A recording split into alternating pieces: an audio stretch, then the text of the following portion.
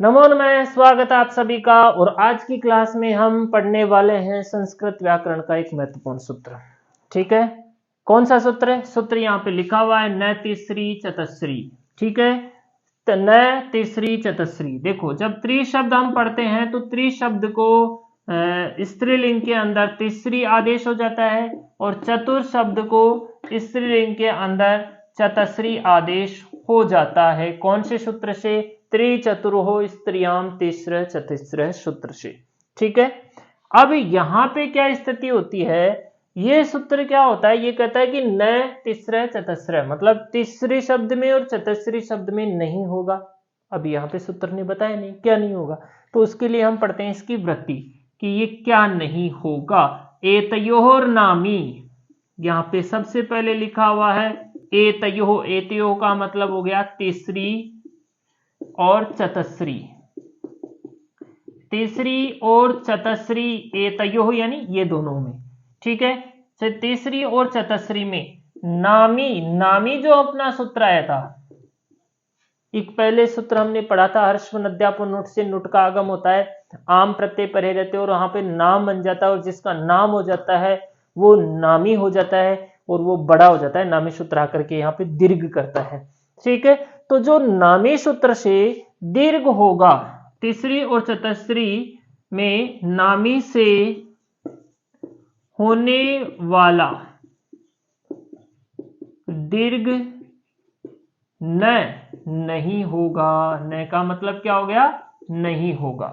ठीक है, तो ये जो सूत्र है न तीसरे चतस्र, वो नामी सूत्र का निषेध करता है। कार्य क्या है सूत्र का? नामी सूत्र निषेध, नामी सूत्र निषेध करता है। शर्तें क्या है इसकी? तीसरी और चतस्री शब्दों में। ठीक है, तीसरी और चतस्री शब्दों में। अब इस सूत्र का प्रभाव क्या पड़ेगा? जब हम तीसरी शब्द से षष्ठी के बहुवचन में जो रूप बनाएंगे, वहां पर हमारे पास ये शब्द रूप ऐसे होगा तीसरी प्लस दीर्घ, यहाँ पे नाम नोटागम होने के बाद में नाम हो जाएगा तीसरी प्लस नाम।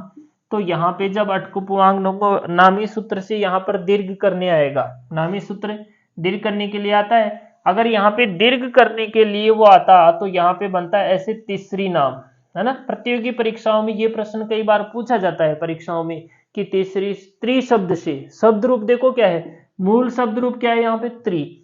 त्रि को तीसरी आदेश हो गया। षष्ठी बहुवचन में क्या बनना है? तीसरी नाम। ठीक है, तो त्रि शब्द से षष्ठी के बहुवचन में रूप क्या बनेगा?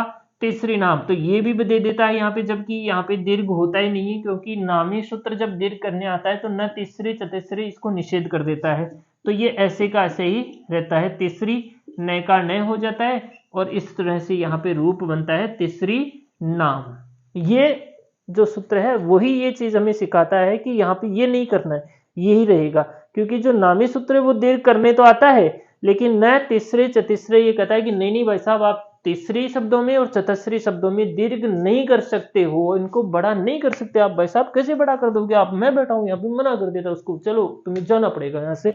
और यहाँ पर वापस तीसरी नाम ही बनता है। ये सिद्धि हम आगे की क्लास में अच्छे से सीखेंगे, घबराना नहीं है कि ऐसे ही काम चला दिया।